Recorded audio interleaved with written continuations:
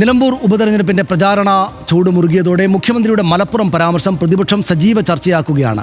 മലപ്പുറത്തെ ജനങ്ങളെ തീവ്രവാദികളാക്കി ചിത്രീകരിക്കാൻ മുഖ്യമന്ത്രി പിണറായി വിജയൻ ശ്രമിച്ചുവെന്ന് പ്രതിപക്ഷ നേതാവ് വി ഡി സതീശൻ ഇന്നും ആരോപിച്ചു. വിഷയം വിവാദമാകുമ്പോൾ മലപ്പുറം ജില്ലയുടെ രൂപീകരണവും അതിന് ശ്രമിച്ചവരും എതിർത്തവരും ആരൊക്കെ എന്ന ചർച്ചകളും അതോടൊപ്പം ഉയർന്നു വരികയാണ്. എന്താണ് മലപ്പുറം വിവാദത്തിന്റെ പൊരുൾ? RDX റാപ്പ് കാണാം.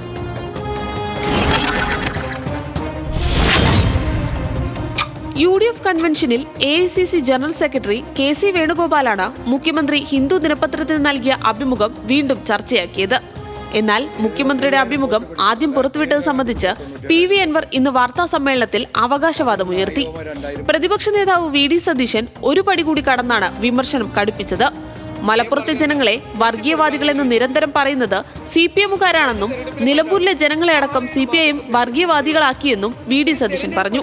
അതേസമയം മലപ്പുറം ജില്ലാ രൂപീകരണത്തിനെതിരെ ജനസംഘത്തിനൊപ്പം ചേർന്ന് സമരം നടത്തിയവരാണ് കോൺഗ്രസ് എന്ന് നിലമ്പൂരിലെ LDF സ്ഥാനാർത്ഥി M സ്വരാജ് തിരിച്ചടിച്ചു.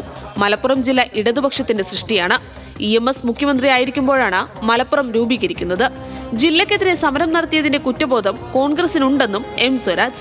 മുഖ്യമന്ത്രിയുടെ ഹിന്ദു ദിനപത്രത്തിലെ അഭിമുഖത്തിൽ മലപ്പുറം ജില്ലയുമായി ബന്ധപ്പെട്ട പരാമർശം UDF-ഉം മലപ്പുറം ജില്ലക്കെതിരെ സമരം നടത്തിയവരാണ് കോൺഗ്രസ് എന്ന ആരോപണം LDF-ഉം നിലമ്പൂരിൽ തുടർന്നും ചർച്ചയാക്കും. RDX rap news Malayalam.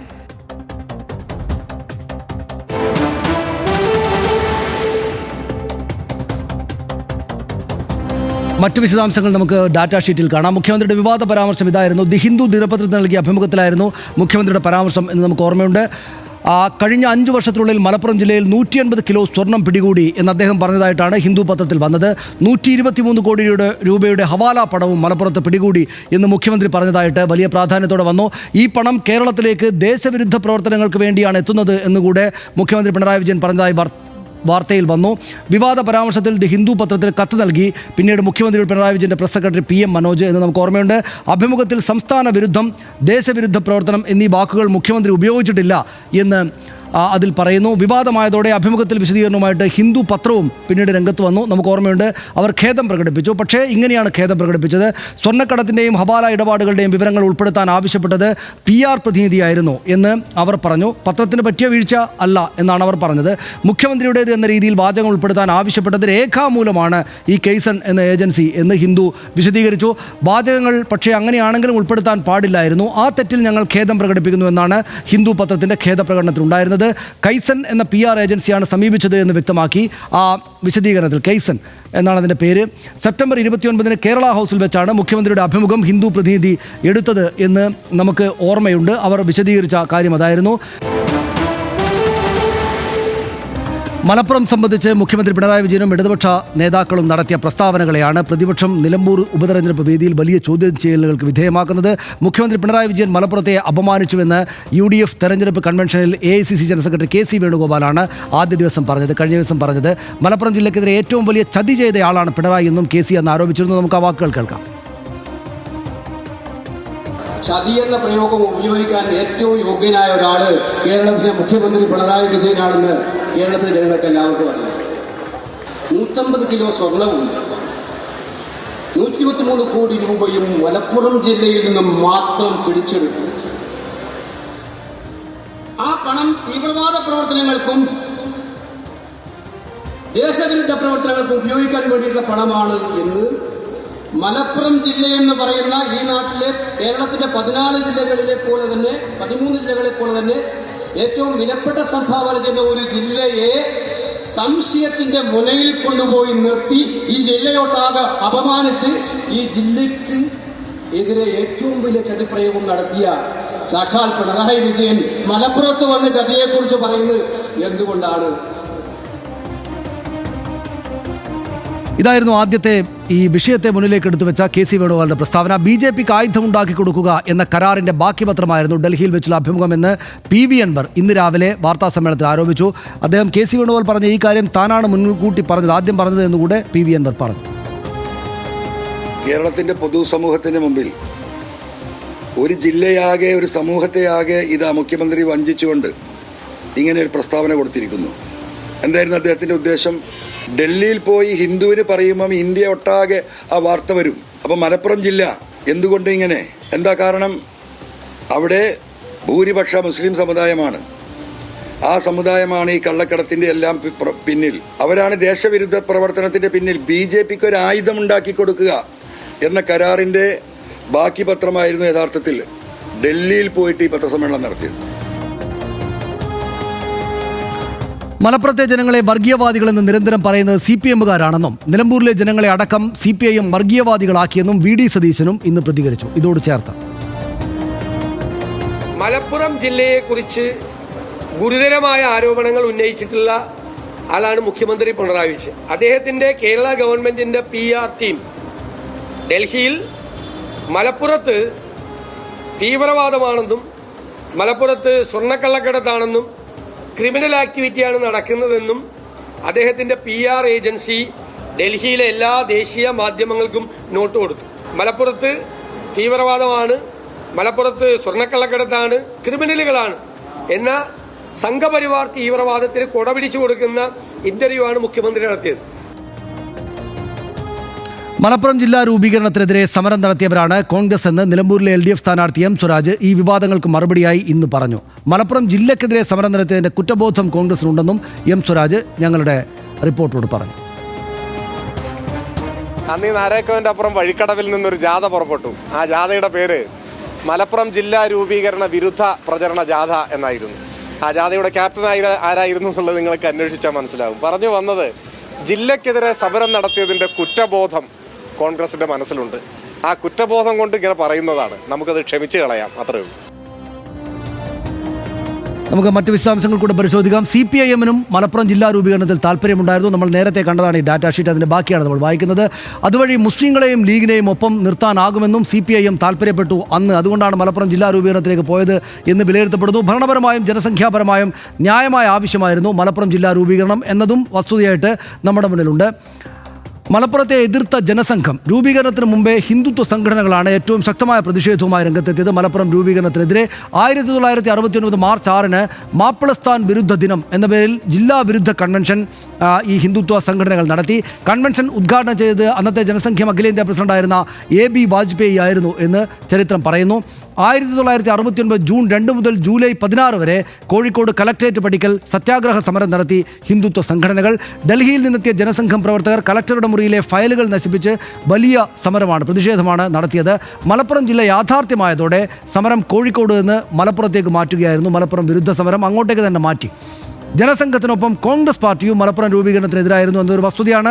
Congress ഇതിനെതിരെ എടുത്ത നിലപാട് ചരിത്രത്തിലുണ്ട്. കോൺഗ്രസ് പ്രതിഷേധങ്ങൾക്ക് മുന്നിലുണ്ടായിരുന്നത് ആര്യാടൻ മുഹമ്മദ് ആയിരുന്നു. ഇപ്പോഴത്തെ സ്ഥാനാർത്ഥി ആര്യാടൻ ഷൗക്കത്തിൻ്റെ പിതാവ് കൂടിയായ ആര്യാടൻ മുഹമ്മദ്.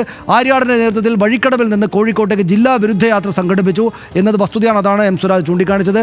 സാമുദായിക സൗഹാർദ്ദം തകരുമെന്നും സാമ്പത്തിക ബാധ്യത ഉണ്ടാകുമെന്നും കോൺഗ്രസ് അന്ന് ആരോപിച്ചു. അതായിരുന്നു മലപ്പുറം വിരുദ്ധതയ്ക്ക് അവരുടെ കാരണം. മലപ്പുറത്തിൻ്റെ ചില കണക്കുകൾ ഇതാണ്. ന്യൂനപക്ഷം, അതായത് സാമുദായികമായിട്ട് ന്യൂനപക്ഷം ആയി സംസ്ഥാനത്ത് ഇരിക്കുന്ന, രാജ്യത്തും ഇരിക്കുന്ന മുസ്ലിം ന്യൂനപക്ഷം ഭൂരിപക്ഷമായ കേരളത്തിലെ ഏക ജില്ലയാണ് മലപ്പുറം എന്നത് നമ്മൾ കാണണം. അതിൻ്റെ ഏറ്റവും പ്രധാനപ്പെട്ട സവിശേഷത അതുകൂടെയാണ്. കേരളത്തിൽ ഏറ്റവും കൂടുതൽ ജനസംഖ്യയുള്ള ജില്ലയും മലപ്പുറമാണ് എന്ന് നമുക്കറിയാം. ഇതാണ് അതിൻ്റെ വിശദാംശങ്ങൾ. 2011 സെൻസസ് പ്രകാരം ജനസംഖ്യ 2011 ജനസംഖ്യ 41,10,000-ലേറെയാണ്. മുസ്ലിം 70.24% പേര് മുസ്ലിം സമുദായത്തിൽപ്പെട്ട ആളുകളാണ്. ഹിന്ദു സമുദായത്തിൽപ്പെട്ട ആളുകൾ 27.60 ആളുകൾ. ക്രിസ്ത്യൻ സമുദായത്തിൽപ്പെട്ട ആളുകൾ 1.98 പേരുകൾ. ഇങ്ങനെയാണ് അവിടുത്തെ ജനസംഖ്യ. അവിടെ ഇപ്പം മലപ്പുറം രൂപീകരണം, അതുമായി ബന്ധപ്പെട്ടുള്ള മറ്റു കാര്യങ്ങൾ രാഷ്ട്രീയമായിട്ട് വലിയ തോതിൽ ചർച്ച ചെയ്യപ്പെടുകയാണ്. നമ്മൾ ഈ ഡാറ്റാ ഷീറ്റിലും മറ്റും കണ്ടതുപോലെ മലപ്പുറം രൂപീകരണത്തിന് കോൺഗ്രസ് എതിരായിരുന്നു എന്നത് വസ്തുതയാണ്. മലപ്പുറവുമായി ബന്ധപ്പെട്ട് പിണറായി വിജയൻ പറഞ്ഞ ഈ കാര്യങ്ങൾ പത്രത്തിൽ അച്ചടിച്ച് വന്നത് കാര്യവും വസ്തുതയാണ്. അപ്പോൾ രണ്ടുപേർക്കും എതിരായിട്ടുള്ള ആരോപണങ്ങളിൽ വസ്തുത അവിടെ ഉണ്ട്. അതേത് നിലക്കാണ് ഉപതെരഞ്ഞെടുപ്പ് വേദിയിൽ പ്രതിഫലിക്കപ്പെടുക എന്നതാണ് നമ്മൾ കാത്തിരുന്ന് കാണേണ്ടത്. വിവരങ്ങളുമായി അവിടെ നിന്ന് മഹേഷ് ചന്ദ്രൻ ചേരും. മഹേഷ്, ഒരു സജീവ രാഷ്ട്രീയ വിഷയം എന്ന നിലയിലേക്ക് ഈ മലപ്പുറം രൂപീകരണം തൊട്ടുള്ള രാഷ്ട്രീയ വിഷയങ്ങൾ, അതിലെ സാമുദായികമായ പ്രത്യേകതകൾ, ഇതെല്ലാം കൂടെ വരികയാണ്. ചരിത്രവുമുണ്ട്, വർത്തമാനവുമുണ്ട്. അതിനകത്ത് ഏറ്റവും പ്രധാനപ്പെട്ട കാര്യം ഇന്നിപ്പോൾ VD സതീശൻ പറഞ്ഞത്, അതായത് മുഖ്യമന്ത്രിയുടെ PR ഏജൻസി ദേശീയ തലത്തിലെ ഡൽഹിയിലെ എല്ലാവർക്കും ഈ മലപ്പുറത്തിനെതിരായിട്ടുള്ള ഈ നോട്ട്സ് കൊടുത്തു വിട്ടിരുന്നു എന്ന കാര്യം അദ്ദേഹം പറഞ്ഞല്ലോ. അത് തള്ളിക്കളയാൻ പറ്റുന്നതല്ല. മുഖ്യമന്ത്രി ആക്ഷേപിച്ചു, അതിനകത്ത് തിരിച്ചു പോയിട്ടുണ്ടെങ്കിൽ പോലും മുഖ്യമന്ത്രിയുടെ PR ഏജൻസിയായിട്ട് അറിയപ്പെടുന്ന കേസൺ എന്ന് വെച്ചാൽ ആ സംഭവത്തിൽ അവർ PR ഏജൻസി തന്നെയായിരുന്നു, സർക്കാർ സമ്മതിക്കുകയും ചെയ്തിട്ടുണ്ട്. അവർ മലപ്പുറത്തെ ആക്ഷേപത്തിന് കാരണമാക്കുന്ന ഈ കാര്യങ്ങൾ ഹിന്ദു പത്രത്തോട് ആവശ്യപ്പെട്ടിരുന്നു എന്ന വസ്തുതയാണ് അല്ലേ?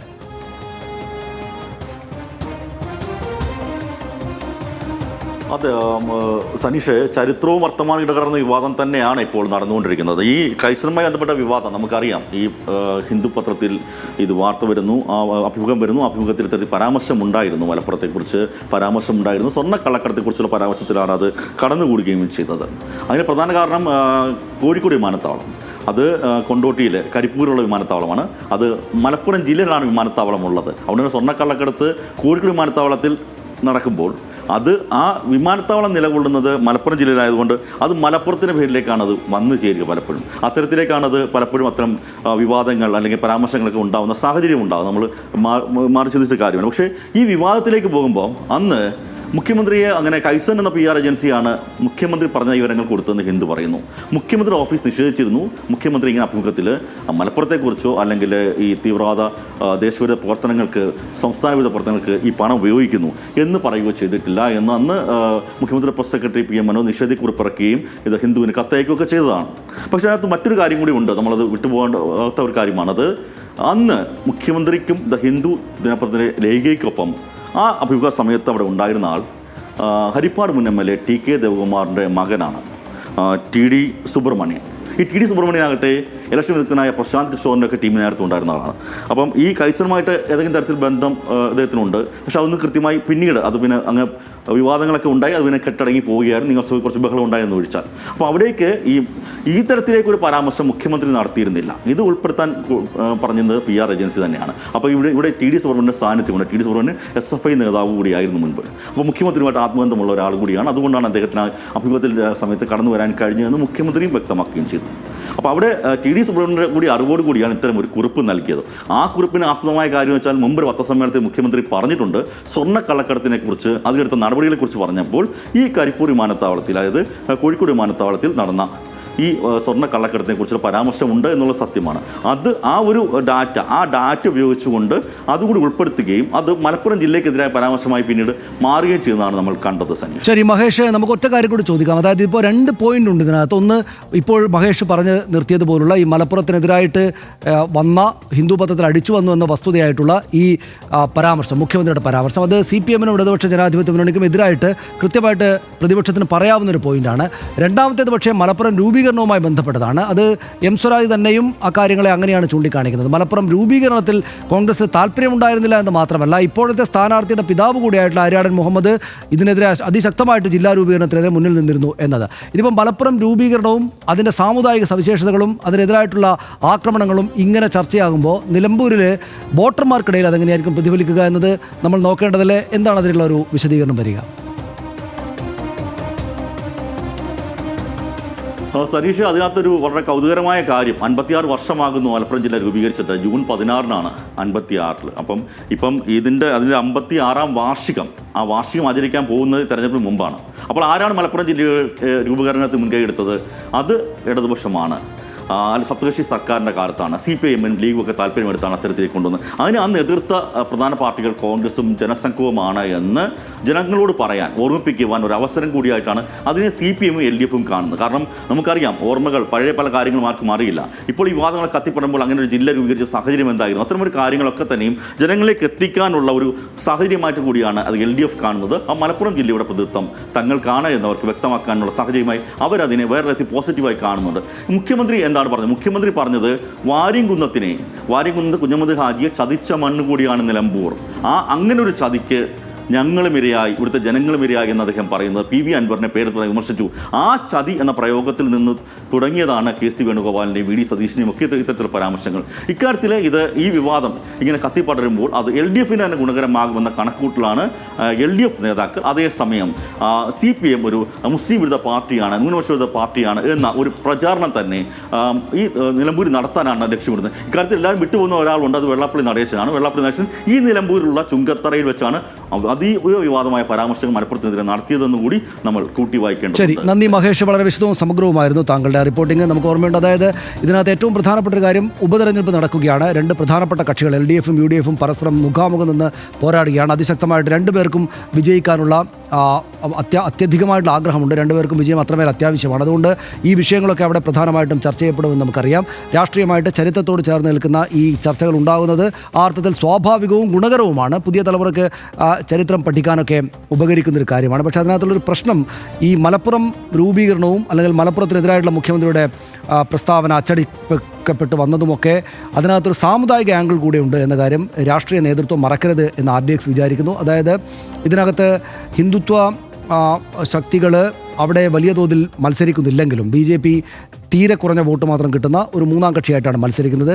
BJP സ്വന്തം നിലയ്ക്ക് ഇത്തരം പ്രശ്നങ്ങളെടുത്ത് മുന്നോട്ട് വെക്കുന്നില്ലെങ്കിലും സാമുദായികമായിട്ട് ചേരിതിരിഞ്ഞുള്ള ചർച്ചകൾക്ക് കാരണമാകുന്ന വിധത്തിലേക്ക് ഈ കാര്യങ്ങൾ വല്ലാതെ പോകാതിരിക്കാൻ ഇരു കക്ഷികളും ശ്രമിക്കണം എന്ന് RDXന് ആഗ്രഹമുണ്ട്.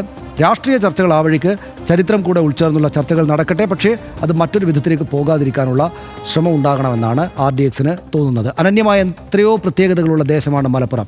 സാംസ്കാരിക പ്രത്യേകതകൾ കൊണ്ട്, ദേശീയ പ്രസ്ഥാനത്തിലെ പ്രൗഢമായ സമര പോരാട്ട ചരിത്രങ്ങൾ കൊണ്ട്, സ്നേഹ സഹവർത്തിത്വത്തിൻ്റെ മഹാമാതൃകകൾ കൊണ്ട് അടയാളപ്പെട്ട മലപ്പുറം. പക്ഷേ മലപ്പുറത്തെ മുൻവിധികളോടെ നോക്കിക്കാണുന്നവരും ഏറെയുണ്ട്. തീവ്ര വലത് ഹിന്ദുത്വ രാഷ്ട്രീയാധികാരം കൈയാളുന്ന ഇന്ത്യയുടെ ദേശീയ സാഹചര്യത്തിൽ പ്രത്യേകിച്ചും മുസ്ലിം ന്യൂനപക്ഷം ജനസംഖ്യാപരമായി ഭൂരിപക്ഷമായതുകൊണ്ട് മാത്രം മലപ്പുറത്തെ മറ്റൊരു കണ്ണിൽ നോക്കിക്കാണാൻ താല്പര്യപ്പെടുന്നവർ ഇഷ്ടം പോലെയുണ്ട്. മതസ്ഥാപനങ്ങളിൽ ഉയർത്തുന്ന ഇസ്ലാമിക് ഫ്ലാഗിനെയും എന്തിന് ഇന്ത്യൻ യൂണിയൻ മുസ്ലിം ലീഗിൻ്റെ പതാകയെ പോലും പാകിസ്ഥാൻ പതാകയാക്കി തെറ്റിദ്ധരിപ്പിച്ച് രാജ്യവ്യാപകമായ വ്യാജ പ്രചാരണം പടച്ചുവിടുന്നവരുമുണ്ട്. അവിടെ ഒരു തെരഞ്ഞെടുപ്പ് നടക്കുമ്പോൾ വിഷയങ്ങളായി ഉയരേണ്ടത് ആ നാട്ടിലെ ജനകീയ പ്രശ്നങ്ങളാകണമെന്ന് RDX ആഗ്രഹിക്കുന്നു. അത്തരം ചർച്ചകൾ അവിടെ ഉയരുന്നില്ല എന്നല്ല, പക്ഷേ മുന്നിൽ വരേണ്ടതും ചർച്ചയാവേണ്ടതും ആ നാടിൻ്റെ നീറുന്ന പ്രശ്നങ്ങൾ തന്നെ ആകണമെന്ന് RDX കരുതുന്നു. ആരുടെയും വാക്കുകൾക്ക് ആരും വ്യാഖ്യാനങ്ങൾ കണ്ടെത്തി മതത്തിൻ്റെ പരിമിത വൃത്തത്തിലേക്ക് ചർച്ചകളെ ചുരുക്കാതിരിക്കട്ടെ. വികസന വാഗ്ദാനങ്ങളും യാഥാർത്ഥ്യങ്ങളും ഓഡിറ്റ് ചെയ്യപ്പെട്ടെ, ജനം വിധിക്കട്ടെ. അടുത്ത വിഷയത്തിലേക്ക്